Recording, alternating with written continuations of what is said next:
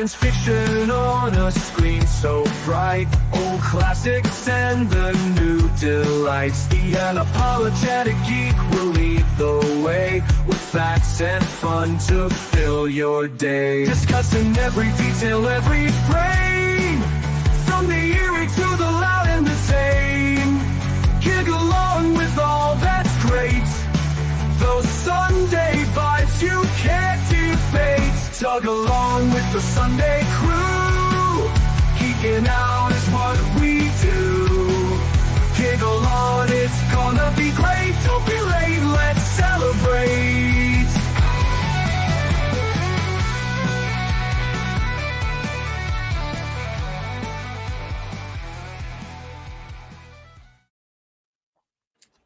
Hi. Greetings from South Carolina. I'm all excited today. Y'all gonna It's got antlers like this. Okay. So hello, welcome back to Tug Chat.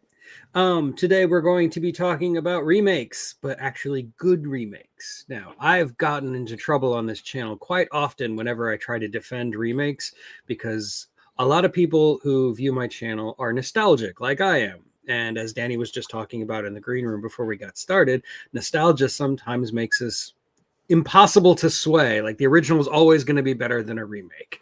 And a lot of the time that is true, even without the nostalgia angle. A lot of remakes are... Hollywood likes to remake movies that did really, really well because they figure that's free money. But that's not why you should remake a movie. You should remake a movie that's flawed so that you can make it better, right? And that's been my opinion for a long time. But tonight, or today, it's not really nighttime, we are going to talk about remakes that I think, or at least like the ones that I'm going to list, I think are better than the original, if not just as good as the original, because I want to highlight that some remakes can be good. Now, this was Thrash's idea, but I embrace it wholeheartedly. I think it goes with the spirit of my channel. But before we get started, let me say hi to the people in the chat. Let's see, we got Wim van der Straten, as always. Hello, Wim. Vimmy. We got Just Carowin, as always, as well. Miss Justin. Again. Miss Just Carowin. Yes. The parts are all there. Before we get started here, let me give a real quick disclaimer to Buff down there. Hey, Buff, be aware that me and Tug probably aren't going to agree on a few movies. Oh, I'm sure. Yes. Just saying. Tracy is in the chat. Hello, Tracy. Good to see you again. Tracy. Gary Carpenter is back again. He always comes back. Let's see. Donald Kunzer is here. Indy, of course, is here, ready to fact check us. Exactly. People fall in love with the original, so when you remake it, they feel like you're just trampling on something they love. And he's quoting Mr. Stallone to us.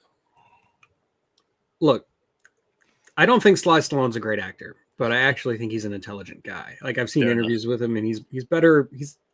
Yeah. Anyway, I'm gonna move on. I'm just being an elitist. Fair enough. Acting ability, 110% is the part he's playing. He was wonderful as the Rambo character. He was brilliant because that was the hill. You know? I think he did some actual acting in First Blood. The rest of the Rambo movies. He was so stiff in Judge Dredd, it made me hurt. That's a movie we're going to be talking about. Anyway, Sean Innes is here. Sean.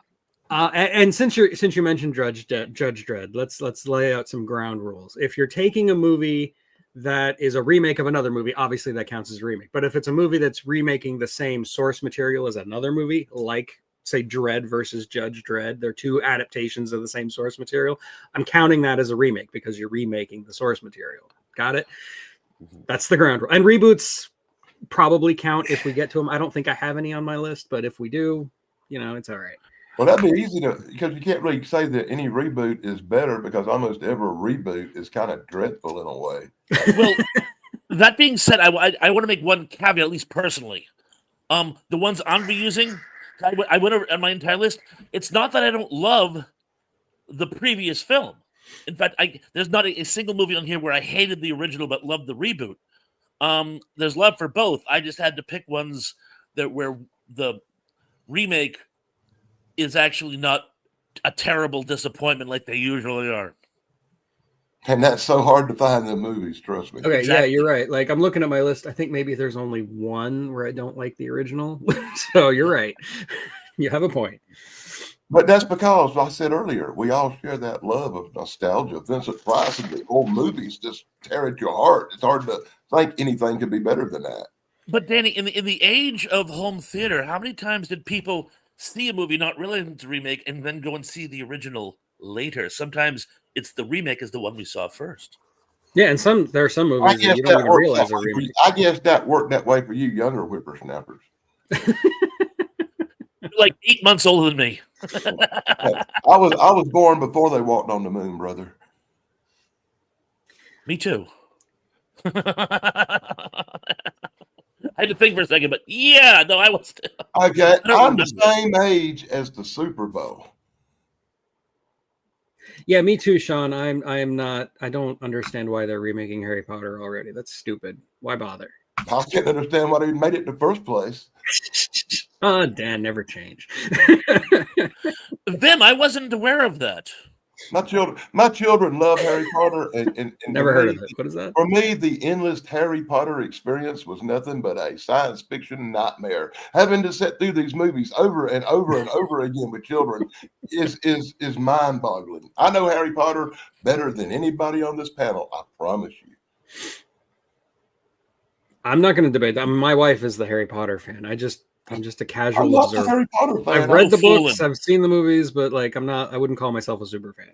But I did play the video game, although that will cancel me on the internet now that I've admitted that. let me make this perfectly clear. I'd rather sit through a movie called Young Sherlock Holmes anytime. Hey, more Young than Sherlock Holmes is a good movie. Shut up.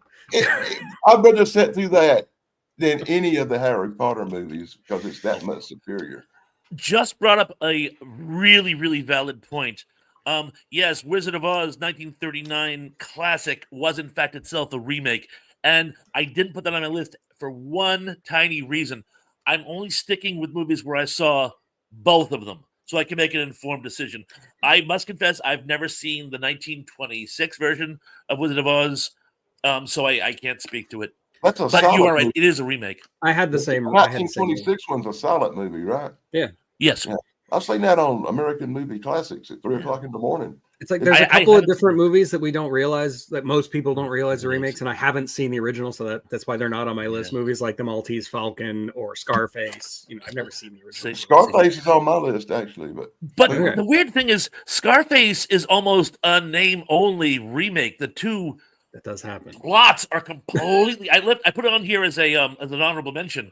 Hey, we But- should probably get started with our list because we're just We should probably start. doing the Shane's show. just waiting for us to start. Can I have the privilege? He's got to May I have drive. the privilege of starting this? Because I can't get it out of my mind Go because we for were it. talking about it backstage. Now, there's a movie called The Fly with Jeff Goldblum. In every way, shape, and form you can imagine, it is way superior to the original. Now, I will have to admit, in my heart, I love the original more because black and white, and I'm old, I guess. But the remake is every bit as good, and you said as good counts. As So good counts. I say that the remake of The Fly is just as good as the original. For some reason I can't explain, and this bothers me. I still like the original better. I watched it on Spinguli this week. It's a fantastic movie. I love this. I love this movie. I love this movie. But the original has better special effects. It's in color. It looks better. It's filmed better, and the Both in acting color. is 100 times better. Why do I like the original better? I can't explain. But I agree. As I was almost putting that one on my list, and I was like, it's something more classic, more genuine about the original. The whole using the creating the effects with what they had back then compared to Jeff Goldblum and just Goldblum and his aura didn't feel the same as the And I original. love that fly head they use in the oh original. no, Jeff Goldblum nailed it, man. His acting was better than any acting in the original Fly at all. I don't disagree. The Fly was on my list, and I do think the David Cronenberg version is a better made movie overall. It just like objectively speaking. But if I'm going to watch one just for fun, I am a lot more likely to put in the 1950s version. There's just something more charming about it. You know, I think you called it backstage when you said Vincent Price. Yeah, and Vincent Price helps for sure. And the scene of the fly man in the spider web stays with you. Help me. Help me, help me. That really stays with you. So it's like, yes, the movie is absolutely outstanding. Now but again, it's a photo finish. The Fly was a lot of people attribute Planet of the Apes as the first science fiction franchise, but it started actually, in my opinion, with The Fly, with some other. I mean, there's like the Flash Gordon Frankenstein. Well, yeah, but I'm just like saying. I mean, like a true franchise where like it became a cottage industry. I think the Fly sort of paved the way, and of course Frankenstein, and I like Flash Gordon as well. And because the serials, Buck Rogers. But there were reboots as well, and but the Fly really was an archetype, I certainly have a lot of love for the original, but Jeff Goldblum is just so amazing in the remake.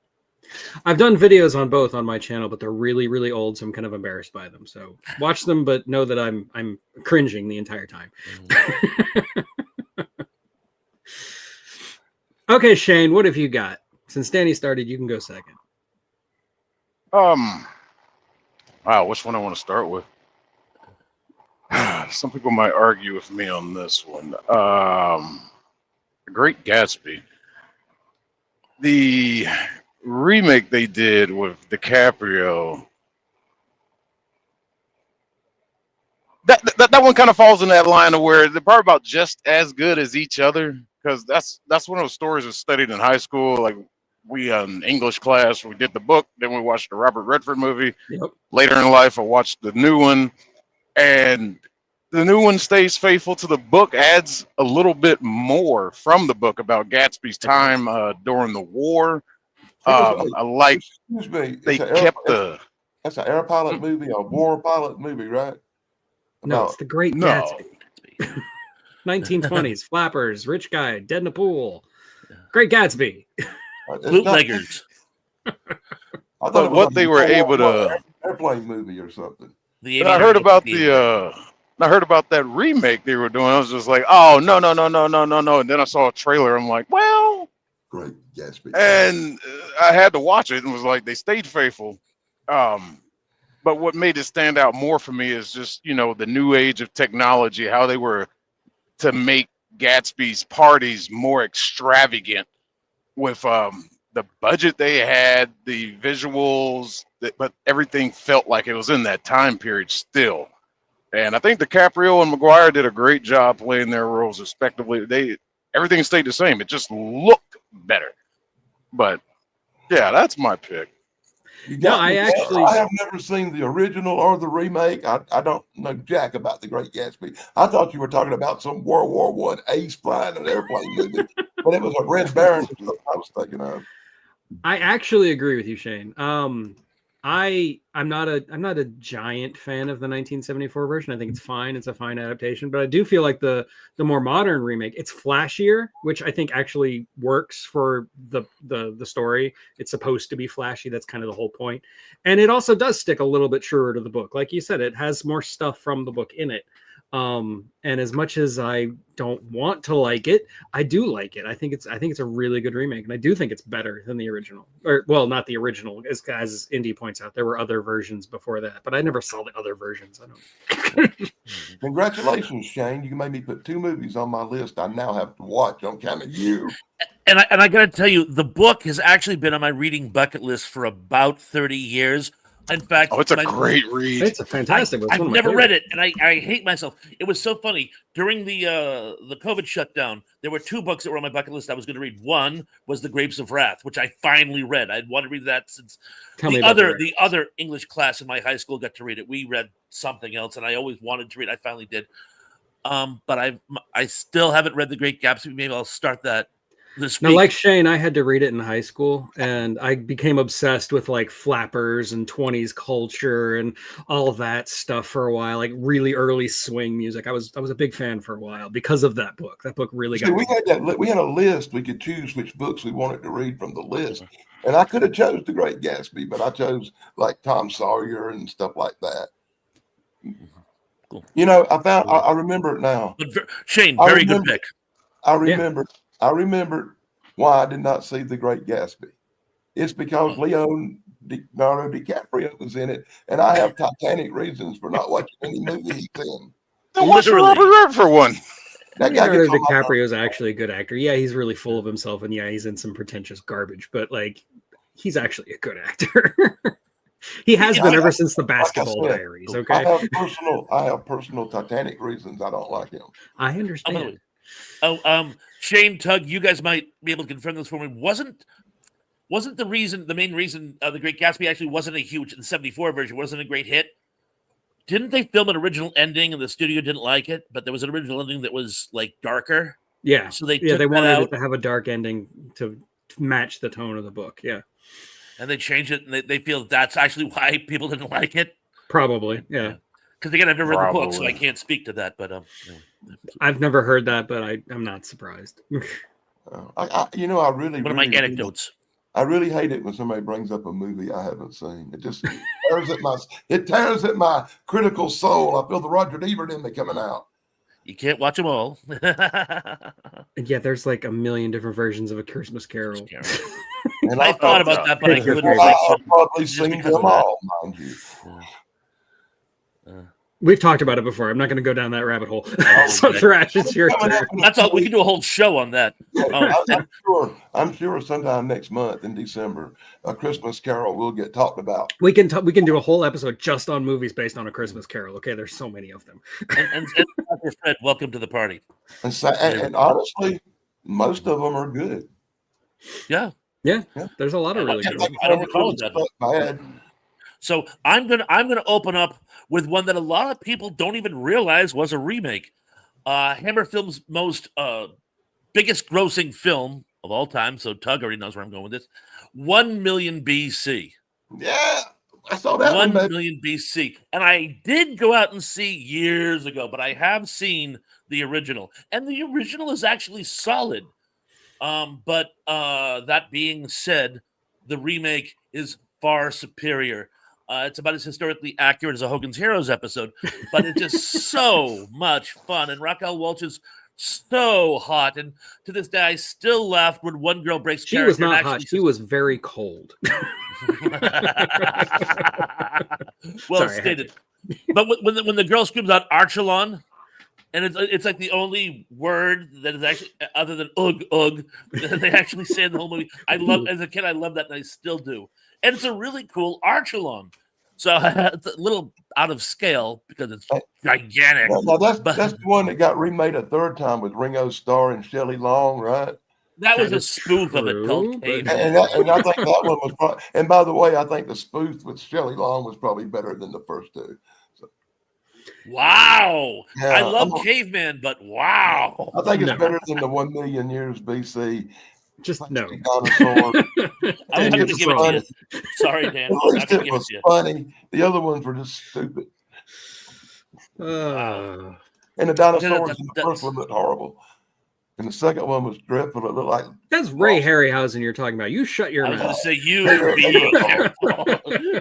Them's fighting words. Let's not say things we can't take back, Dan. I just wasn't a fan of them dinosaur movies where the dinosaurs and the cavemen were together, you know. Sorry, I'm writing it down to keep a running tab for Damien for next week. No, I have a video on 1 million years BC. Again, another movie that I've covered on my channel. But don't get me wrong, I do love them movies and they are classics. It's just I wasn't fond of the special effects in them too much. I don't even know what to say to that, man. Ray Harryhausen, Raquel Welch in a fur bikini. I'm sold. Okay, I don't need to know anything else. And yeah, the remake of 1 million years BC got us the Shawshank Redemption. So there you go. Oh yes, and Miss Beswick was hot as well, by the way. But once again, if you really want to enjoy that story, you need to watch the one with Ringo Starr, because not only is it basically the same crap, but the special effects look better, and it's funny, and it's just more entertaining. Damn it! You're entitled to your opinion on this channel. I will not shame you. And it does have a great cast. And Steven, that's actually a really good choice down there. Like, which American Godzilla is better? The 2014 is inarguably better than the 1998, whatever year that was. Yeah. Big Iguana Eats New York. Anyway, yeah, 1 Million Years BC, good movie. I do, and I only recently saw the remake when I was making that video. As the original. It's the first time I saw the original, and yeah, it's fine as black and white caveman movie. It is what it is. Oh, hey, BBB's here. Hello, BBB. Sorry again about last night. It was really windy. Power lines went down. So I guess that means it's my turn. Okay, well, since you already talked about The Fly and you brought up Hammer, I'm actually going to talk about a movie where I can't choose. Let me choose. Tick tock, tick tock, tick tock. Okay, I'm going to choose the one where I don't like the original, and that's Ocean's 11. I think the original is dull and does nothing and is boring. And as much as I love the original Rat Pack, they do nothing in this movie. And like the actual heist, there's no mechanics to it. They just basically go in, steal the money, and leave. And there's no adventure to it. There's no heist scene to it. They don't lay out the plan ahead of time. It's just a dumb movie. Whereas the remake with all the all the actors. It's actually it's a good movie. It's a fun heist movie. They get it right. They make a heist movie instead of making some movie where the Rat Pack is just doing a vanity project, I think. Just an excuse to go to Vegas. It wasn't an excuse to go to Vegas. They were all playing in Vegas and made a movie while they were there. Well, yeah, there you go. They didn't want to spend the movie to travel to no exotic locations. Like, hey, we can just do that right here, man. Don't get me wrong. Like I said, I love the Rat Pack. I've seen most Rat Pack movies. I just don't think Ocean's 11 is one of their brightest moments. It's actually once again, granted. I grew up watching the Rat Pack. I cried when Dean Martin and Jerry Lewis reunited on that stupid marathon that night. I was like, they're together again. And I love these guys, but honestly, Frank Sinatra can't act, and their movies suck. They were great on stage. They were very entertaining. Hell, I even liked the music from back then. But that was always Frank Sinatra's strong suit. They was really always cast as Dan. Take a breath. He always cast him as Sinatra. but they could not. The only one of them that had. He was playing Sinatra. Was my point. He was good in the candidate though. Okay. The only two of them that could possibly act at all were Dean Martin and Jerry Lewis. And I did like the Matt Helm movies Dean Martin made solo. And all the Martin and Lewis movies were brilliant, but they still lack. These guys as a group lack acting skills. I'm sorry. Yeah, Frank Sinatra was in Cannonball too. And he was in From Here to Eternity, and he was outstanding in From Here to Eternity. Yeah. I actually think Frank Sinatra was a decent actor. And Dean Martin, yes. If he was singing, he was doing well. But Ocean's 11, I just don't like it. I don't think it's a good movie. I'm sorry. Fair enough. Point okay, here's a question. Quick question. Rat Pack made 38 movies, right? Yeah, something like that. Were any of them good? Can you honestly say right now? Name one. Oh God, that was great. Name one that was good or great. Yeah, like the fact that I can't immediately come up with something tells you. Yeah, you're right. You make a point. I've seen all 38 of them too, man. Ocean 38. I've seen Ocean's 12 and Ocean's 13. Ocean's 12 kind of sucked because it was basically the same as the original Ocean's 11. They don't get into the mechanics of the heist. They just kind of do it. And I don't like that. I want a heist movie where they lay out the plan and then they do it and things go wrong and they have to adapt. I mean, that's a heist movie, Get it right. Ocean's 13 is better. Ocean's 13's okay. I didn't But- see the all girl one because my wife saw it in Remember the theater. 13. But She once said it again, was I thank you for stupid. picking movies. No, it I've didn't bother. seen. I thank you for picking movies I actually seen. Yeah, there you go. And so that means you're up again, Dan. That means it's your turn again, Dan. Yeah, Once go for again, it. you see, you guys are going off. I'm lucky I've seen these movies because they're not horror. Because I mainly watch horror movies and scary stuff, and that's why my picks always seem to be more from the horror. Oh, hold on. BBB has given me a super chat, so that means I have to give her a video. Let's see. She will get 3, 2, 1. Have a nice day. Thank you, BBB. That's so Dave Sunstorm of you. I know.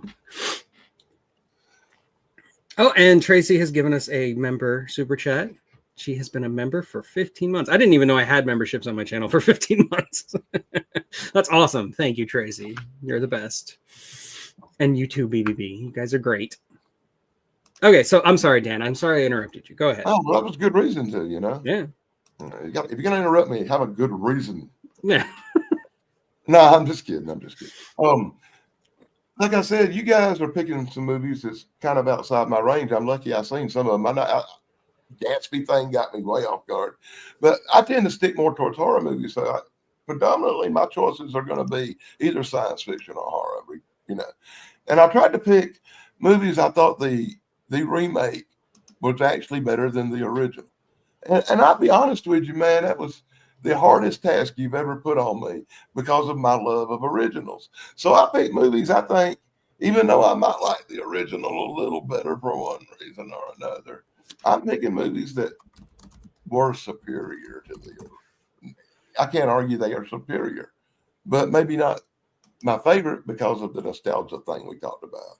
And I'll go with Invasion of the Body Snatchers. As much as I love the original, the original was one of my favorite movies of all time. The remake, like I said before, the remake was shot better. It was acted better. It had better stars in it. It was just so much better than the original. I don't know why. Once again, I love that original. Tracy gave me a super chat too, so I got to use my. Go wrong with a movie with Mr. Spock in it. Hold on, just 1 second. Hold that thought.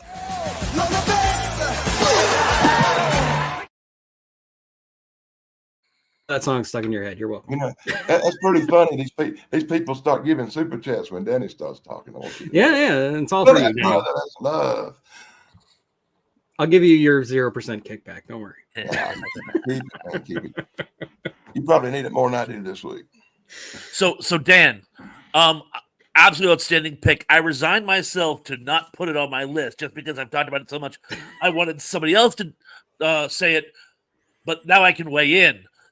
Yes, I couldn't agree more. Some people aren't crazy about the original, and that's okay. I think the original as a mirror of Cold War terrors, I think works phenomenally well. But I love the 1978 remake. It's one of those films where just everyone was at their best. Donald Sutherland is absolutely outstanding. You're right. Leonard Nimoy in a great supporting role as one of those Gestalt, I'm okay, you're okay. Hey, I think that was Nimoy. Yeah. I think that was Nimoy just being Nimoy in that movie. I really do. You're probably right. Jeff Goldblum, another sci-fi perennial, doing another remake, is outstanding as one of his very first roles. Yeah, as an angry man. I always get the first name wrong. It's one of the Cartwrights. I want to say Angela Cartwright. Nope, you got it wrong again. It's Veronica. Veronica Cartwright. I mentally mix their names up, and I don't know why. Probably because I thought both of them were cute at one point or another. But yeah, she's outstanding in it. It's the movie just is out of the park. And some of the, like you put up one of your favorite little bits, like where for absolutely no reason, Robert Duvall is on a kid's swing dressed as a priest. Just love it. What? I love this movie. Oh, and again, not to be outshadowed, the 1993 remake with Arlie Ermey and Forrest Whitaker is not without its charm. It's possibly the weakest of the three adaptations, probably because the main characters are weak. He doesn't even in it. count the fourth one. Yeah. Oh, yeah. That I don't count. But the third one is nicely done and deserves a mention as well. I'm not even going to mention the third one.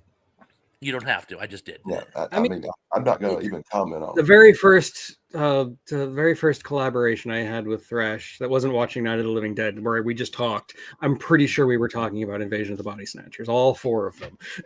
So, and have on at least 12 other occasions. Yes. So I have talked to death about these movies.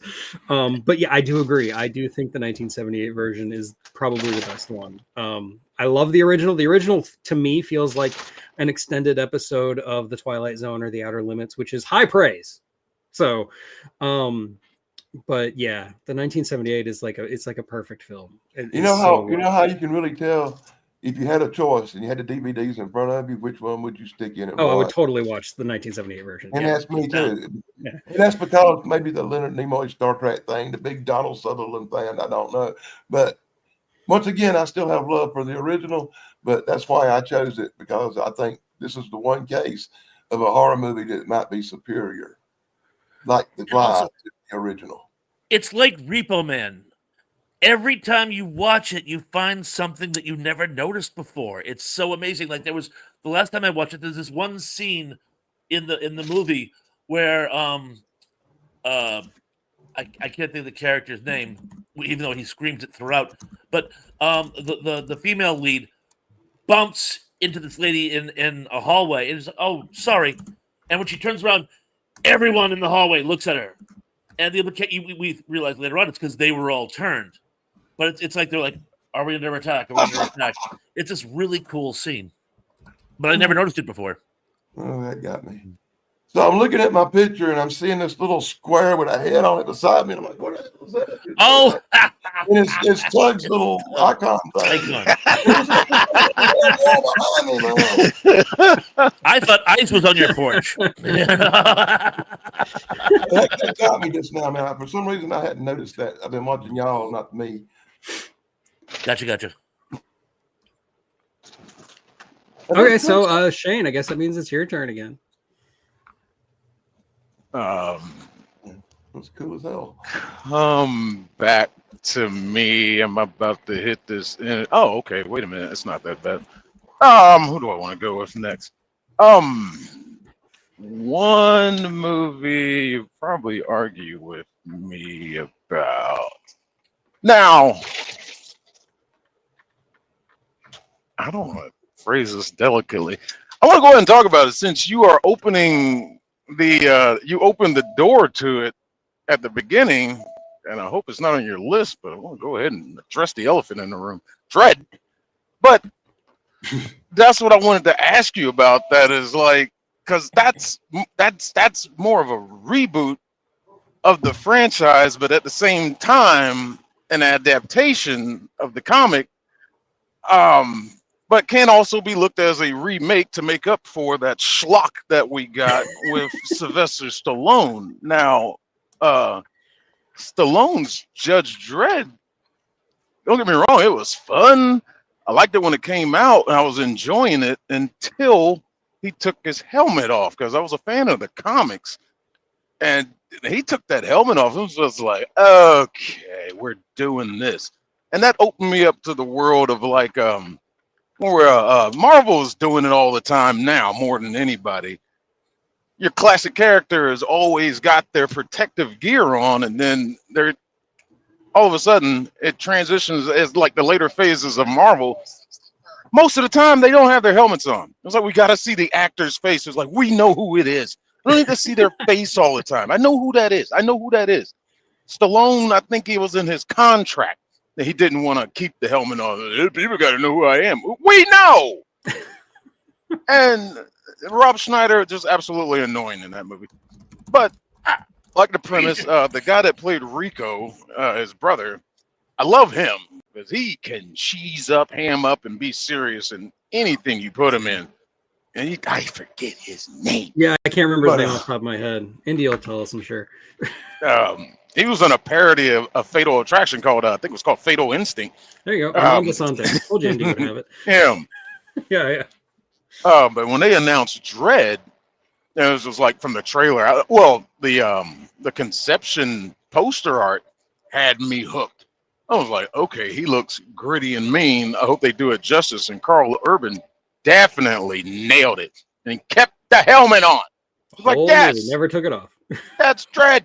That's Dredd. He didn't have time for jokes. He was serious. I don't think he ever smiled in the movie. He might have moved the corner of his mouth once. Well, that was it. He was all business. Well, Stallone's got a comedic side relief. It's just like the tone of Dredd was just so more intrinsic, so to say, than that goofy Judge Dredd. Yeah. Thank you. You pick movies I actually seen. I absolutely love the Carl Urban Dredd. It's one of my favorite movies. Lena Headey as Mama, just just the whole concept of like the drug that slows down time and the way they shot it and the way they filmed it is just, it's beautiful and gory at the same time. I love that movie so much. Didn't bother to name the drug, just call it slow mo. Yeah. Okay. It's basically just The Raid, but as a Judge Dredd story, and I just I freaking love it. It'd make a great video game. Yeah. Let me weigh in here and say I agree with you guys on this one. Oh, yeah, there you go, man. The remake is 1,000,000 times better than that dreadful first movie with Stallone. Stallone's worst performance, where he's totally stiff like RoboCop through the whole movie. I couldn't stand I am the law. I could not stand that movie. But to be honest with you, where the remake is a lot better. I wasn't a big fan of the remake neither. I don't like the whole Dredd storyline. I just don't like nothing to do with it. The comic books even sucked. I must confess, I wasn't a huge fan of either one, but I will say I preferred the second envisioning more than the way original. better. But I will give you that much. Oh, and can I digress for just 1 second? I want to speak to something that Donald said about It Terror from Beyond Space is effectively an Alien remake. Alien is a remake of It Terror from Beyond Space. There's a lot of that where they're virtual remakes, not quite, but virtual. There's an old film from the late 50s called The First Man in Space, and it's virtually an identical story to The Incredible Melting Man. For the fans of either one of those out there. And with Alien, there's a couple of different movies you could cite. Yeah, The Terror from Outer Space is obvious. Planet of Vampires, Queen of Blood. You know, there's a lot of movies that are very similar to Alien. So that's loosely, buddy. And like Dan O'Bannon said, he didn't steal from anyone; he stole from everyone. That was like his direct quote. Exactly. You steal from one person, it's a ripoff. You steal from everyone, it's an homage. But yeah, calling Alien a remake of It is kind of like saying Avatar is a remake of Ferngully. You're not completely wrong. Well, again, I call it the Cameron rule: steal from everyone, then no one can sue you. Exactly. See under Harlan Ellison. I hate baseball horror. Anyway, so Dredd, great movie. I love it. Thrash and Danny, they're right that it's better than the original, but they're wrong to say they don't like it because that's just objective. Oh, come on, man! That's like I said I didn't love it. Dredd versus the remake is two steaming balls of turds racing. Oh dear Lord, Danny! I mean, it's a look into a future we could possibly see where it would just get so Mega crowded, City you just 1, start yeah. stacking people on top of each other, and crime is so rampant. It's like it's time to hand over authority to a different breed of law enforcement. Yeah, put you out there. They ain't got time to go through the system and overcrowd jails. Judge, jury, executioner, all in one. I'm going to train you properly, give you the right programming to where you can make the moral decision to do that. I'm game. Hi, Keith. Keith. And yeah, Carl Urban over Sylvester Stallone. It's not even a contest. Carl Urban is just so good. Like, don't get me wrong. I don't hate Judge Dredd, like the original Judge Dredd. It's a schlocky, stupid 1990s action movie. Yeah, it's a fun movie. Divorce it from Judge Dredd, like the actual comic, it's fine. It's stupid. Rob Schneider is really annoying, but like it is what it is. It's a 90s movie. You know, I could have fun with it. But Dredd is actually is such a better movie. It was too serious to be a spoof and too doofy to be taken seriously. It was in that middle ground of nah. Sorry. Fair enough. If they had leaned into like making it a parody, like Austin Powers or Eminem Flint, I'd have been all over it. But it just wasn't quite there. And there's a lot to be said about stupid popcorn movies, Carowin. Good point. The unreleased Fantastic Four movie was better than Judge Dredd. Oh, wasn't bad. I'm sorry. I mean, it's better than most Fantastic Four movies. So. Yeah, I mean, to be fair. My point being, an unreleased. While we're on the subject, Anyway, so Thrash, it is now your turn. It is. I lost track somewhere. Okay, let's see. I want to give you guys the chance to do the ones that I really want to talk about, because that way I can jump in and usurp. But I'm going to go with one that actually I believe was the one that started this whole Megillah, and it was my observation on the film Cape Fear. Oh. Two outstanding psychological thrillers, and yet at the same time, I think the remake was superior. And Mrs. Thrash is the one that pointed out why. Robert De Niro steals the movie. In the original, don't get me wrong, there's nothing wrong with Robert Mitchum's performance as Psycho. Robert Mitchum played a great Psycho, but De Niro was riveting. Absolutely. And he was also a bit more three-dimensional. So you could, I don't want to say sympathize with him, but you could kind of believe him better, yeah.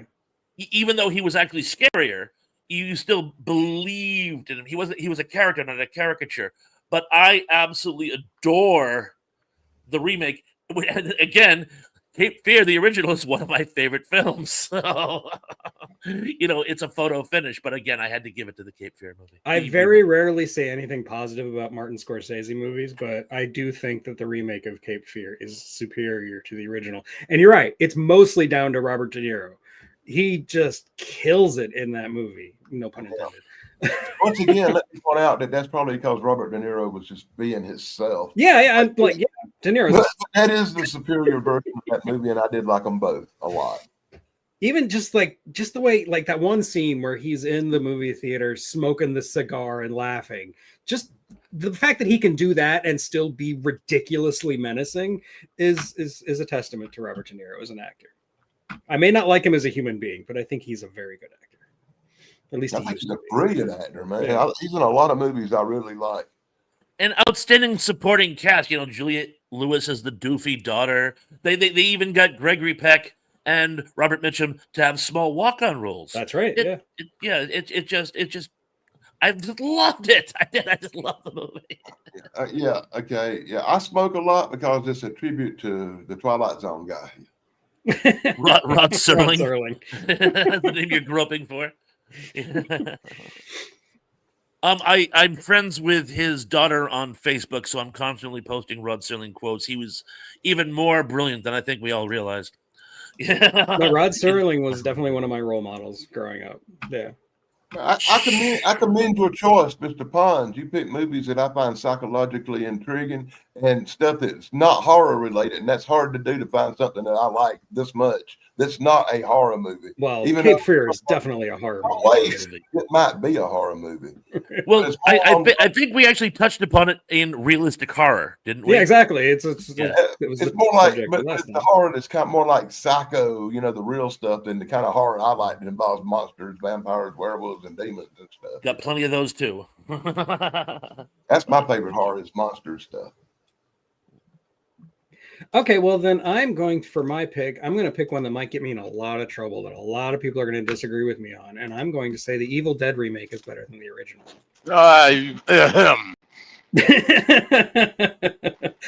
Look, I like Sam Raimi. I like the Evil Dead movies. I think Evil Dead 2 is actually a better remake of Evil Dead than the Evil Dead remake, but I think the Evil Dead remake is better than the original Evil Dead. I just do. From a filmmaking perspective, the effects are better, the acting is better. I mean, yeah, Sam Raimi made the original Evil Dead on a budget of like $10 and a dream, which I hope Bruce Campbell ain't watching this. I hope Bruce ain't watching this. Bruce Campbell was trying way too hard to be serious in the original Evil Dead. That was the problem. When he leaned into the hamminess in the sequel, it was way better. An Army of Darkness, he was outstanding. Army of Darkness, yeah, he's just all over. Army of Darkness is my favorite of all of them, really. A lot of I Yeah, I people. like Army of Darkness. Yeah. And That I was will just also so over say the for top. Danny that the Evil Dead remake is far superior to the sequel to the Evil Dead remake, which was Evil Dead Rise, which is terrible. I'm gonna have to abstain because I haven't seen the remake. I think it's But- really good. It's a really good horror movie. It's Ugh. Oh, why It did takes you have to itself- bring up that Evil Dead Rise Nightmare piece of crap? But Let me tell you, I got will grant you. the only 40, Evil Dead movie I ever didn't like. But go I got ahead, Shane. 40 Rip me I a new got one. 40 minutes into that remake, and I was just like, nope. It's just it didn't have that same feel to me.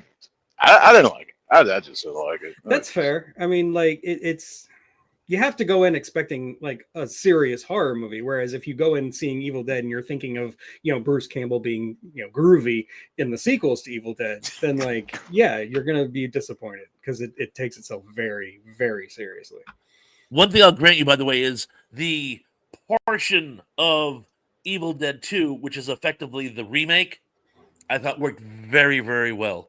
One thing that always kind of detracted a little bit, though, is I always thought that camera zoom and jump scare at the end, where whatever your point of view is the thing that attacking him, and he just kind of goes, is one of the best in cinema history. So when he picked up right from there, I thought somehow it detracted from a little bit. Does that make sense? No, I get it. Yeah.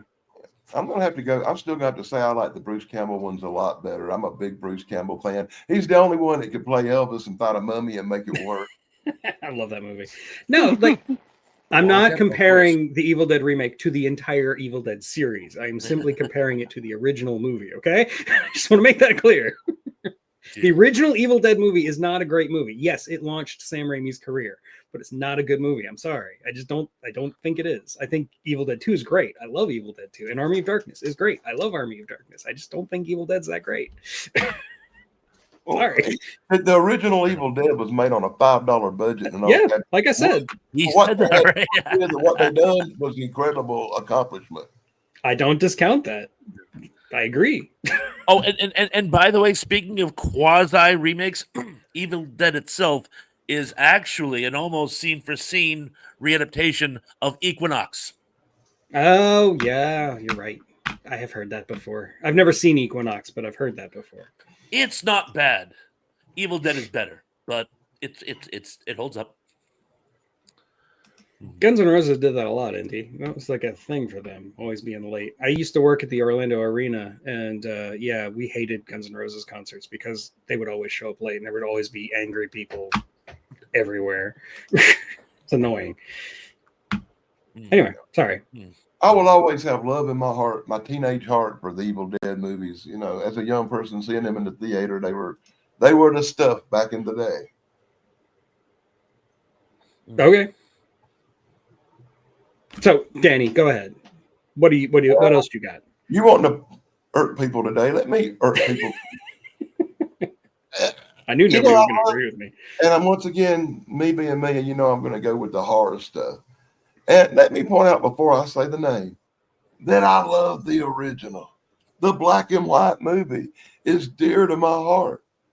But not only were they one remake, not only were they two remakes, they might be 3 or 4 remakes that were 10 times superior in every way to the original. Now, I'm a big Bela Lugosi fan, and I love Dracula.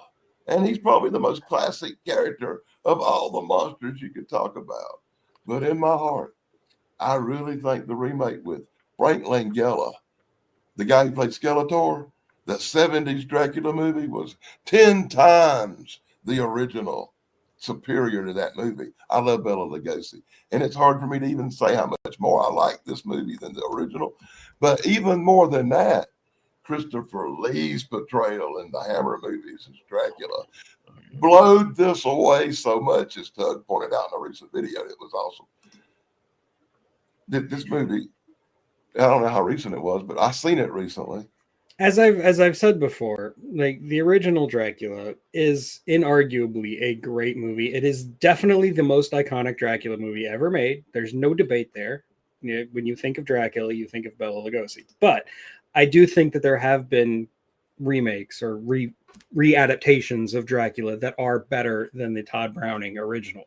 I'm not disagreeing with you at all. In fact, I'm completely agreeing with you. I'm not. The Christopher Lee Dracula is just so good, and especially like as he grew into the role more with the sequels and the Hammer movies. Like I feel like his version of Dracula is probably my favorite. He's probably the scariest. Frank Langella is good and all, but I'm a big sucker for the Hammer versions. Maybe it's all the Frank boobs. Langella version is probably my favorite for his incredible use of practical special effects. Well, Even though all right, yeah. it's original, Yeah, it's okay, I'll give practical. you There's that. not one piece of CGI in it, and they achieve visual greatness in that movie. Now And I yeah. have. Sorry, I was agreeing with them. The original 1931 movie was based on the play, not the book, but the play was also based on the book. So, by proxy. The younger me, 25 years ago, would have argued Bela Lugosi to the day I died. But after rewatching movies and being a critic like you and looking at things through a different eye, the original Dracula, like I said, Bela Lugosi's performance will always be dear to my heart. But even the Mexican version made at the time had better camera work. And if you put Bela Lugosi in that movie, it would have been even better. If he could have spoke Mexican, the only thing that kind of brought that movie down was Spanish.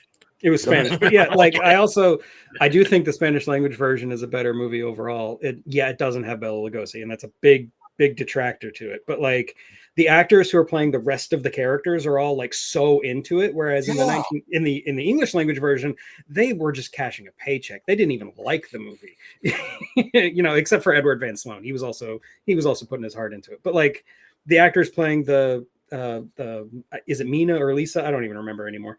And her boyfriend Jonathan Harker and all that stuff. Like they're phoning it in the entire movie. Whereas in the Spanish language version, they're really, really into it.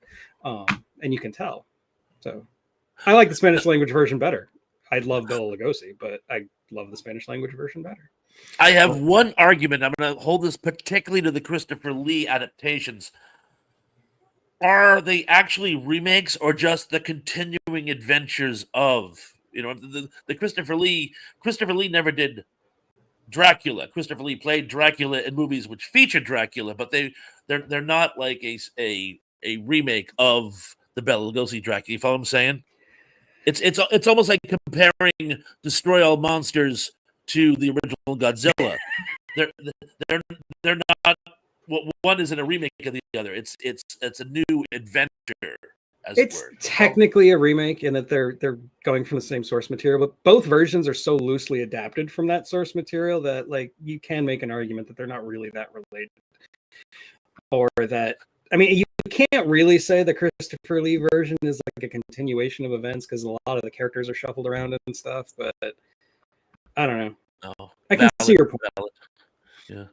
I do love Christopher Lee, but I always think of him as just like a different Dracula. Right. You know what I'm saying? That just So I will say, I concede your points. I'd rather see Bela Lugosi.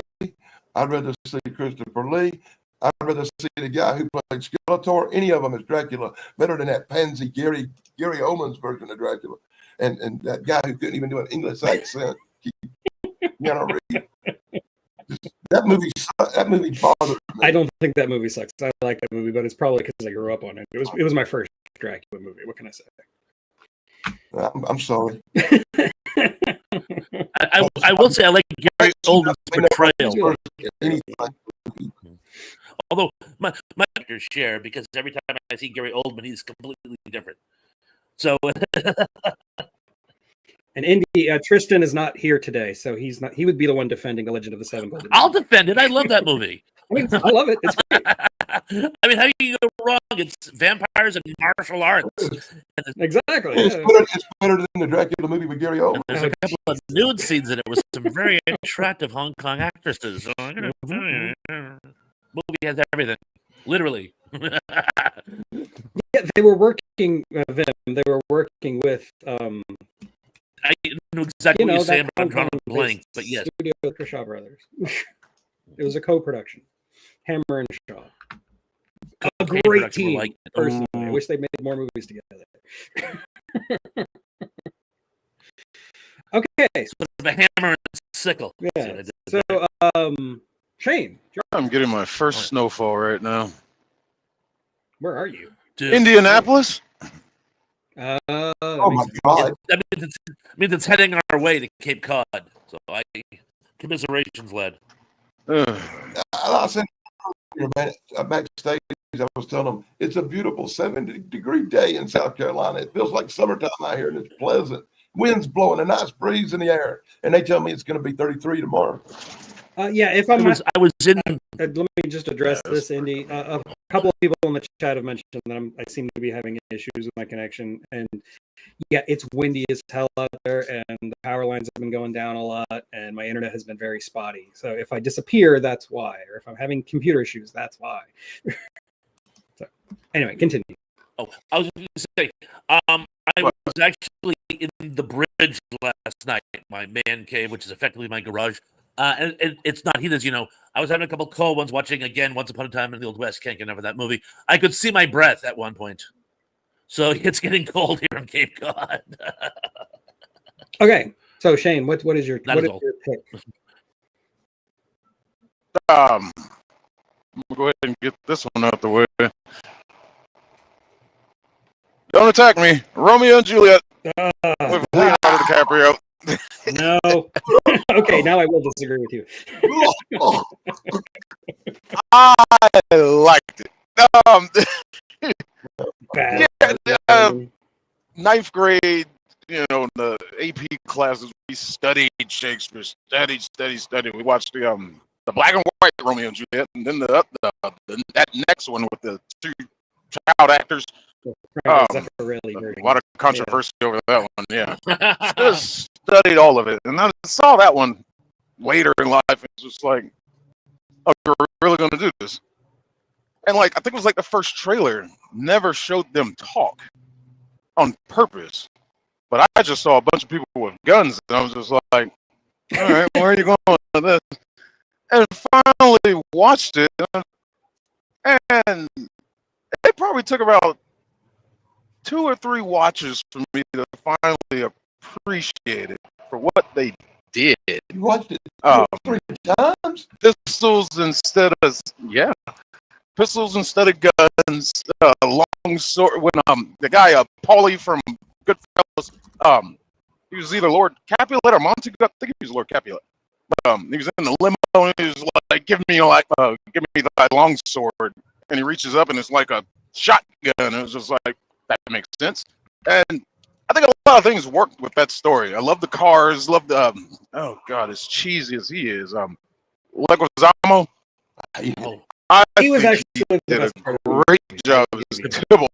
I liked everything about that movie. Mercutio being the way they portrayed him, but it was fun. But he was like the character, the guy from Lost. Yeah. Wherever he's from. I forget his name, but he's from Lost. He was also in Oz. He plays the guy in the wheelchair in Oz. Harold Perrin. Great actor. Yeah. He's a great actor. The mere mention of this movie brings nausea to my stomach. Wow. This movie's so bad. This movie's so bad it makes me want to barf on the floor. And the only thing I can imagine being worse than that movie is the original, which is 100 times more dreadful. I will just say this. I'm a Shakespeare nut. I've read every Shakespeare play. I'm a big fan. I've seen lots and lots of Shakespeare adaptations. Romeo and Juliet is probably my least favorite Shakespeare play. I really don't like it. And Romeo plus Juliet is probably my least favorite adaptation of it. So I don't agree with you, Shane. I don't want you to agree with me. It's just, everybody out there in chat, I put it on the table. Everybody in the chat, write this name of this movie down. This is the movie that Mintug both agreed for Stephen involved. Yep. I like some of the Mercutio is my favorite character from Romeo and Juliet. Now we'll grant you have a favorite character in that. Because I don't know. I think Mercutio is a great character. It's probably his weakest play, at least based on the ones I've read, and I haven't read all of them, Doug. I will. There's some that are really hard to get through, but yeah. We should do a whole lot. I've probably read a dozen and change. There's but like 40 of them, I think. Yeah, I was going to say so. But as guys, we should do a whole live stream on horrible movies we had to sit through on account of women. That'd Oh my goodness, But anyway, Chrissy. Thank you so much. I don't have any more media assets for you. You're gonna have to make me some. I got no more thank yous. As long as it don't involve Lawrence Welk, we'll be okay. I'm looking in my media asset folder. This one's for you, De Silva. Here's a scene. Oh, Christ, don't do it. Oh, God damn it, Maddie. Sly Stallone's acting at the greatest. That's a picture I can't get out of my head now. Sorry, that's all I had left. Well, Keith E says he agrees with you, Shane, because he finds it best to always agree with you. So, There's one person. I didn't even get that with my Evil Dead hot take, so there you go. I'm glad you got up early for this too, Chrissy. Thank you so much. You're awesome. You were so awesome. Okay, so I guess it means it's your turn, Thresh. oh, cool. My turn. Oh, hold again. on, just 1 second. People in the chat, if the technical issues continue, please let me know. I might have to call it early if You they. look fine to me. Well, But we're not broadcasting. we're getting a lot of comments in the chat about everything being almost incomprehensible. So Glitchy. Well, we'll try to persevere. I apologize. At least it's not me for once. yeah. I'm gonna go with a rare sci-fi comedy, and one adaptation is a musical. And I think I've already given away, but I'm gonna go with Little Shop of Horrors. Ah, that was on my list. Yeah. Little Shop of Horrors. Now, I loved that original. It was made on a shoestring budget in like 4 days. The story behind Little Shop of Horrors is actually even more interesting than the movie itself, but I love it. Jack Nicholson, a small character. Robert Hayes was. I was always wondering why he didn't go further. The Denon scene is one of the funniest in cinema history. The guy who pulls the gun on him, one of the first victims, is actually the scriptwriter. a little tidbit there. Love the original, but the remake, it was just it was pageantry. I love the idea of turning it into a modern musical because came at a time when musicals were like so not culturally relevant. I thought Rick Moranis was outstanding. There was a lot of like great cameos like John Candy and whatnot, and I really liked the Audrey Jr. I thought it was a true character, and I thought that made it a little more. You have eaten me on that long. I thought that somehow made it more approachable, and I love it. I love Steve Martin as the dentist. To be a dentist. You actually picked my next movie off my list. Oh, cool. No, Little Shop of Horrors, the remake is fantastic. It is probably like the poster child for really, really good remakes. Like how to properly remake. Why do I love the original more? Dick Miller, Roger Corman, take your pick. Look, the original is great. As a Roger Corman movie, it's fantastic. But it's a Roger Corman movie, so again, it was made on a shoestring budget of like $10 and a dream, and recycled sets from some other movie they were making at the time. The reason that the guy pulls the gun on the scriptwriter is because they just pulled him into the scene. That's how these productions worked. They made it in like 3 days. The backstory, which is like the Dragnet ripoff. At one point, they were actually making a Dragnet ripoff, so it just sort of organically crossed over.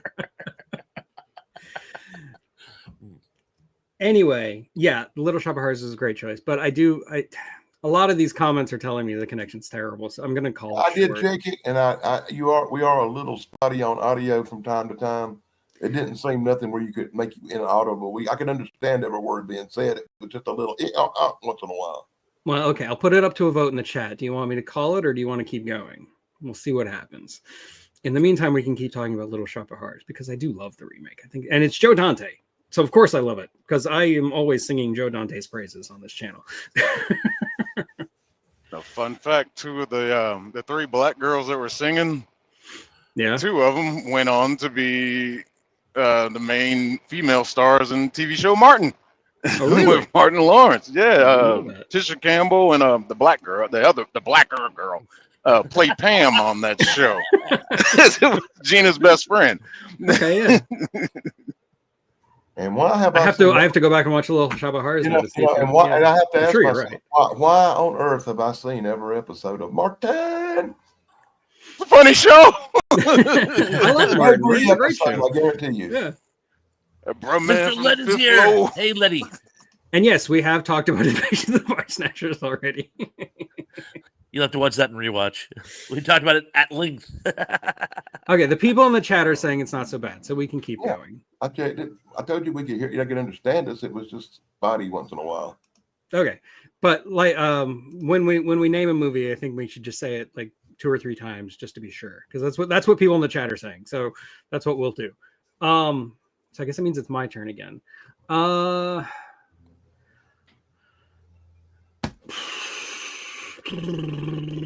How about Assault on Precinct 13? Again, I'm talking about a classic John Carpenter movie, like his first real big budget movie, after Dark Star. Is a good movie. I like it, but it was obviously made by an amateur. John Carpenter didn't know what he was doing. It's actually it's okay, but it's not great. It's an okay movie. Whereas the remake, you've got Lawrence Fishburne and Ethan Hawke, and it's got a much bigger budget, obviously. I think it's a better movie overall, and it is a very tense little thriller that I think went under a lot of people's radar because they saw it and they said, "Oh, it's a remake of a John Carpenter movie. Why would we see that?" But I actually own the remake.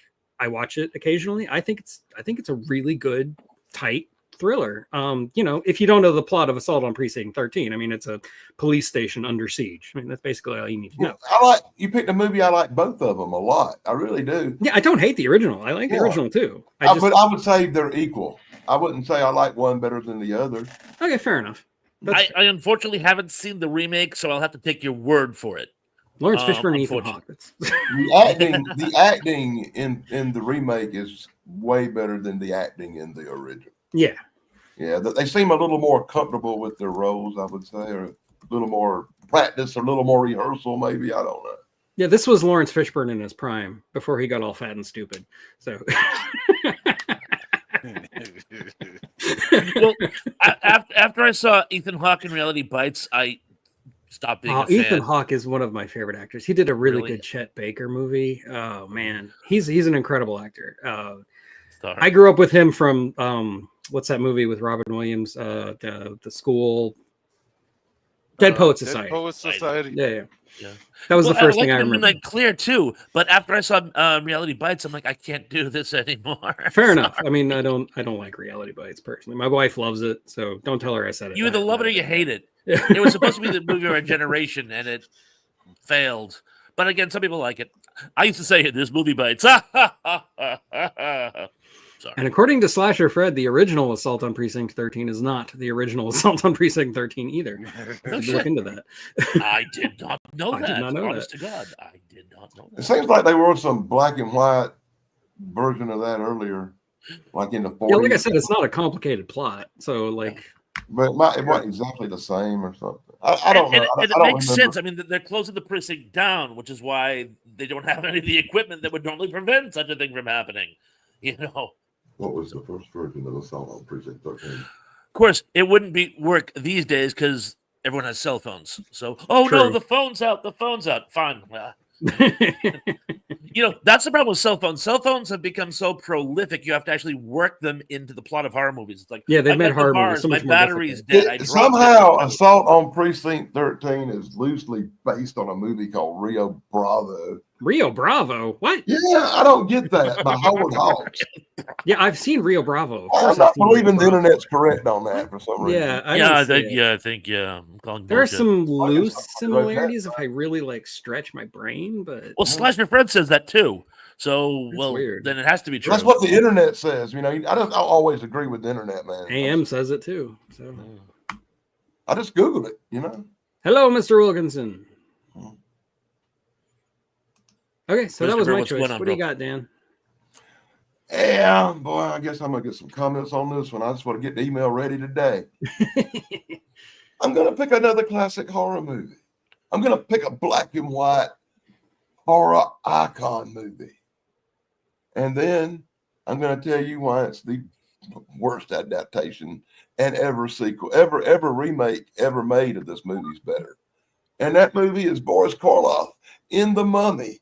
Now, the original Mummy, I know, is a black and white classic, and it's Boris Karloff. But honestly, it's hardly acted, and it's got to be the biggest piece of crap ever made compared to all the remakes, like the one with Christopher Lee or the one with Brendan Fraser. There is an exception, and it's the one with Tom Cruise, obviously. Mhm. I was Cinematic excrement. and I was going to say the one with Christopher Lee, the one with Brandon Fraser, and most of the mummy movies, any kind of mummy movie, even the one about a mummy from space, is superior to that original. Now, given all that being said, there was this one remake involving Tom Cruise. I don't count that because the mummy was a chick, not a guy. Sexist. That was the one with Abbott and Costello, wasn't it? That one with Abbott and Costello Yeah. was even better. But in the end, we find out, spoiler alert, we find out that the mummy was actually the princess guarding her own tomb. Right. Yeah. Really? Well, I don't- Yeah, really. Take my word for it. It's been about 40 years since I've seen that movie, so. The Mummy was definitely on my list. I actually considered opening on it because I was just talking about it on my channel a couple of weeks ago. And yeah, I think the Hammer version and the Brendan Fraser version are light years better than the classic original Universal. As I've gone on record saying, the Mummy is my least favorite of the Universal classic monsters. I don't think it's that great. Boris Karloff is good and all, but it's just not that great. It's just wrapped too tight. Yeah, and that's just it, man. That's my heart. I love old horror movies, but of all the old black and white monster movies, The Mummy is the bottom of the barrel, least favorite one for some reason.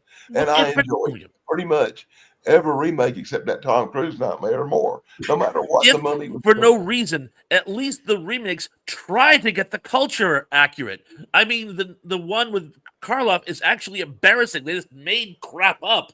Yeah. You know, and said, "Oh yeah, the Egyptians did this and that." No, And it was like the plot was basically Dracula. Like they put Dracula in a mummy outfit. I mean that's what they did.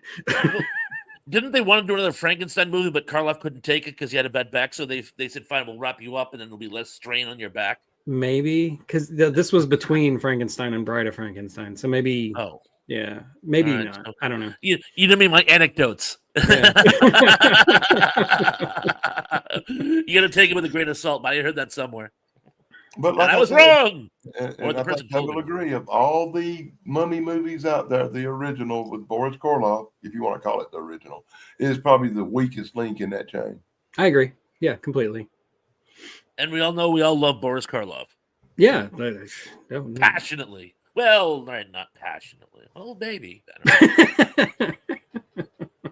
Ironically, he probably looks more like a mummy now. So,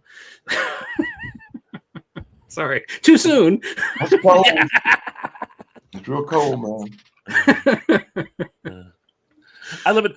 He was actually dying of emphysema when he made the movie Targets, and he plays a has-been actor, and he was reading the script. And he said to the director, "Do I really have to say all these horrible things about myself?" And they go, "It's not you, it's your character, but you base that character on me, you idiot." I like movies where like it's an actor's swan song and they know it, like an actor who knows they're dying, like The Edward Shootist. G. Robinson and The Shootist, obviously with John Wayne. Yeah, I mean that's like there's a whole like list of those movies I think are really interesting to watch. But that's not the topic of today. That's a good one though. But Yeah, although you mentioned the two biggies, so yeah. well, we mentioned the two biggies. Okay, Shane, do you have anything else? What do you got? First, a quick honorable mention. Top Gun Maverick. Oh, It's a remake of Star Wars. basically.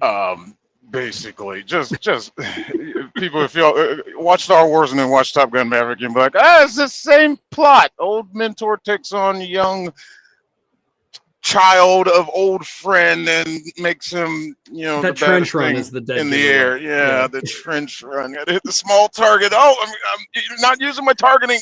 Just trust yourself. Okay, but Force, Luke. He turned off his targeting computer. I can't ignore this one. Now, I don't know how many people know about it, but there's a little movie called what's it called? LA Takedown. Oh, that's from actually like on my list. 91. Yeah. That It was got like a made for TV remade. movie. Yeah. Yeah, got remade into the classic Heat. That's an example of the filmmaker who made LA There Takedown it was the is. same guy who made Heat. Congratulations, Shane. You Michael picked Mann. another one on my list, by the way. Yeah, We're talking about the same guy too. yeah, done by the same guy, Michael Mann. Yeah, because it's like he saw the minimal response to LA Takedown. He's like, let me go back in here and retweak this script a little bit. Let's change this. Al Pacino, Val Kilmer, come here, and whap, let's try that. And ta-da! He made it Love like it. 100 times better. LA Takedown is a decent made for TV movie, but it's kind of forgettable. It's just a crime drama. Whereas Heat is Heat. It's a classic. Yeah. Unfortunately, I've seen Heat. I have not seen LA Takedown. So Yeah. unfortunately, again, I'm gonna have to take your word for it. But it sounds about right from what you guys are saying. So I will. But I There was can't weigh a in. point in my life where I was obsessed with Michael Mann movies. I like watched everything Michael Mann ever made, and yeah, so that's how I watched LA Takedown. I like Michael Mann. He's a good director. I even like some of the movies that he's made recently that people haven't even heard of, like Black Hat with Chris Hemsworth. I think it's a good movie, but whatever. Cool. You have anything else to say about it? Just other than Heat is awesome. Heat is Oh, awesome. no. See, I didn't know which one to go with. Well, I looked down and forgot I had it on here, of course. But the one I kind of wanted to mention was well, one of y'all probably have it. I don't know. We'll see.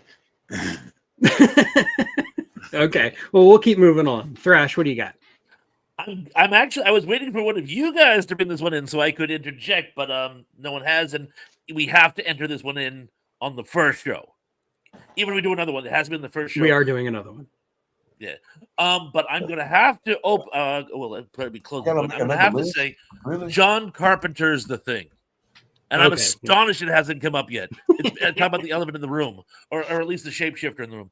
John Carpenter's The Thing is quite possibly the greatest sci-fi horror movie made, or at least arguably, it's the high watermark. That's the one to beat, and it's a remake of an absolutely outstanding horror film, Thing from Another World. There's many differences. As we've discussed on several occasions, John Carpenter is more accurate to the source material, but I've never read who goes there, so I'll have to take everyone's word on that. Also, in my reading bucket list, but I have to make sure John Carpenter's The Thing is in show one. No, and it's another case of like The Fly with Dan, where like I think both of them are great movies. I think the John Carpenter version might be the better made movie.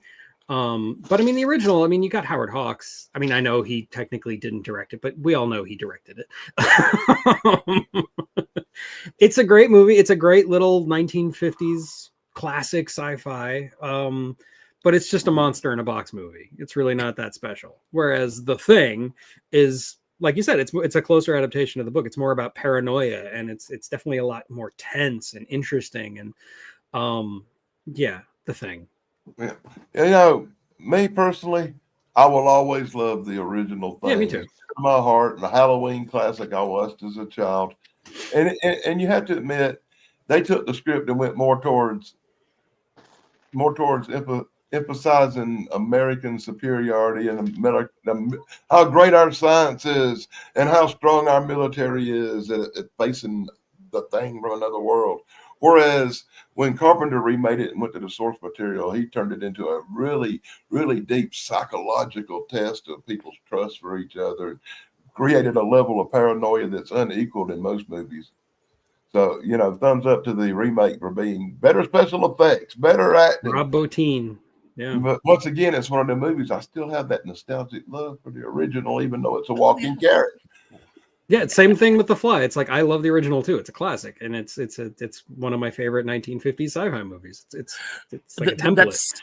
That scene where they're trying to figure out how big the ship is under the ice. So they make the man circle, and it gets bigger and bigger until they're like, "Holy cow!" And Holy cat is what he says. Really? Well, Holy cat. But I remember watching that as a kid and being really gripped by that scene. That's good filmmaking. You know, it really gives you a sense of scale with something that isn't there. I have to say, it has in the whole universe, It has some of the best last lines in cinema history. Of course, in the John Carpenter's "Why Don't We Just Think About It?" In the original, it's "Always Watch the Skies," which is one of the most quoted lines in sci-fi history. And I just, even though I haven't read the book, a buddy of mine told me the last line. It stayed with me all these years. They must have come from a world with a bluer sun than ours. And it's just so intriguing to have that as the last line because you're like, expand, but it doesn't because it just, I mean, it just, anyone that can grip you that much in three completely different ways, I've been loving. Oh, No, the and weather like, is deteriorating rapidly. yeah, we're gonna call it real soon. I just want to get one more in before we do. But I did want to say you should definitely read the Whose Goes There. You can find it for free online. It'll take you like an hour. It's really short. It's on my bucket list. I promise I'll read it. It's really not that long. You got me to finally sit down and read Slaughterhouse 5. Well, there you go. Yeah. I'm still trying to get through this long ass read. You better hurry up. I do have another book coming out next year, and at the rate you're reading, I'm on page 189. Give me a break. I'm not reading much right now. I got so many movies I'm trying to get caught up on. Completely understood. But yes, we are going to do this again next week. And then I was preparing for this and watched a movie that I thought was a remake that turned out to be something totally freaking different that really pissed me off. That happens. But yeah, when I was like always, I start making a list thinking I'm going to have like maybe 5 or 6 movies, and my list wound up being like 20 movies long. So we can keep going. But I did want to get one more in before we quit, and I'm going to go with Dirty Rotten Scoundrels as a remake of Bedtime Story. The remake is 100 times better than the original, and Steve Martin is a fucking treasure. Yes, agreed completely. I don't hate Bedtime Story. It's fine. It's just a silly little farce with God, who's in it again? Niven. David Niven and Marlon Brando. Right. Brando, yeah. It's fine, but Dirty Rotten Scoundrels is it's comedy gold. It's so good. Hey, hold on. Excuse me Michael while I get to Caine. the bathroom real quick. Yeah, let me go to the bathroom. Thank you. Such a good movie. Any movie you remember comical lines so easy is brilliant.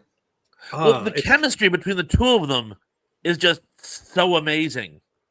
It's absolutely outstanding. In fact, the ending they used in the theaters was an alternate ending, right? Yeah. Originally, they were just supposed to like stay on working together, but they decided to bring the girl back, which I thought worked. But no, that twist ending that actually like they wound up going with is it's genius. It's very good. It's very good. It's hard to believe they weren't like thinking of that from the beginning. I'm really surprised they didn't go on to make more movies together. Like Martin Short made more movies with Steve Martin, but he never made another one with Michael Caine. You picked a movie that I for some reason I have seen this movie 100 times. Yeah, it's one of the movies I watched 10 years every time it was on. I used to quote this movie with my brothers growing up, like all the time. It's a great movie. And and 3 bags of potato chips. Thank you. I love 2 turkey sandwiches. I love it. On some deep psychologically bad level, it was a training film. What? Nothing. Okay. Indy, no, I don't think so. I mean, there's a little bit of Latin, but I assume you already know Latin, Indy.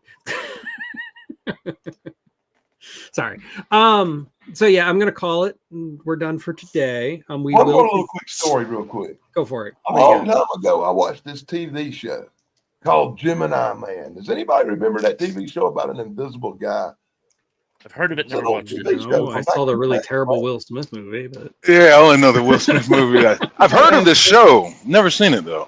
And I saw this movie Gemini Man, and I thought, oh, it must be based on that Invisible Guy TV show, and I clicked it off without knowing nothing about it. So when I sat down to watch it, it turned out to be a Will Smith movie about his clone coming to kill a hitman. He's a hitman, and they clone him, and now his clones come to kill him. And I'll be honest with you, man, I went into this movie thinking it was something else and watched it with an open mind. I was going to watch it once I started, regardless. And honestly, I don't care what anybody says. This could be very possibly Will Smith's best movie performance. Really? Nothing bar that high. Turn your computer off. Not that high, man. But it's better than Wild Wild West. Danny, It's you always better. surprise me. The only movie I probably like better than this movie that he was in was the one with Gene Hackman called Enemy of the State. Yeah, Enemy of the I'm State's not- a great movie. I love I'm That's a not good Will- movie. I'm not a Will Smith fan. But this could be one of his best performances. Just saying. I was shocked. It was really a good movie. I'm shocked at you, Dan. You never cease to amaze me. I couldn't believe I halfway liked it neither. The only thing I really remember liking was Michael Shannon as the bad guy. That's like all I really remember. And the really awful CGI. It was like a God. 90s movie, but made 6 years ago or something. I saw it in the theater. It was really bad. I do not hate this movie for some reason, like I do most of them. Fair enough, man. Fair enough. I guess No accounting for taste. my whole life I've been a target shooter and about making the target, and I love the sniper aspect of it and the long shots and stuff. I was a big fan of NCIS too. The movie Gemini Man was made by Ang Lee, the same man who made Eric Bana's Hulk. And it's hard for me to say which movie is better.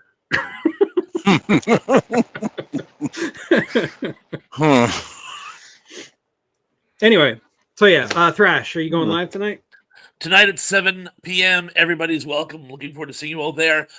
I had a request for tonight's trivia. It's going to be on killer cars. It was a request from John Doe. In the spirit we talked about Christine. We did talk about that last week. Yeah. So I could never turn down a request. So tonight it's going to be on scary car anecdotes. Are you going to talk about Maximum Overdrive? Yeah, I was about to ask. Does that I can't count? give the game away. I can't give the game away. Please hold all questions until. I will be there if I'm conscious. I'll That's be there all if I my ask. internet holds up. But if That's I'm all not I there, ask. it's because of my internet. And Shane, if you're free around 7, please join my show tonight. Love to see you there. Yeah, I'll be parked somewhere by then. Cool. Anyway, had a blast as always, guys. Keith says Herbie. Well, the one with Lizzie You Lohan, win, Keith. baby. You win. Hey, Thrash, don't forget about my Mama the Car, the TV show tonight. Again.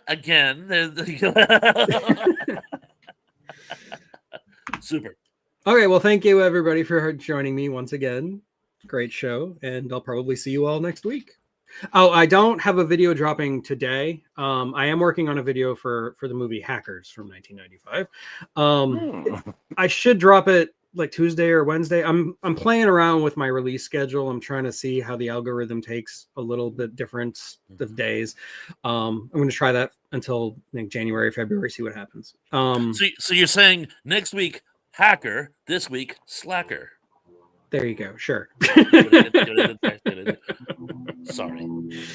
I have to finish up my cyber films of 1995. We've still got Hackers and Strange Days to go, and then I'm done.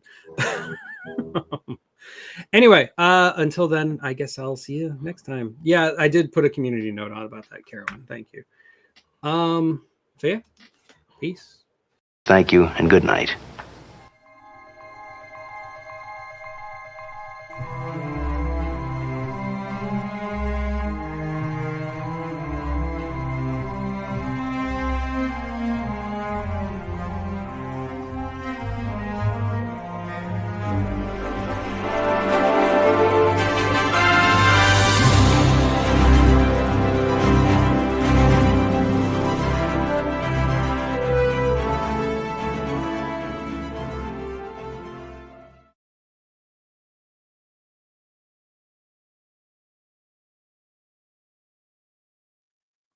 It's so funny when I hit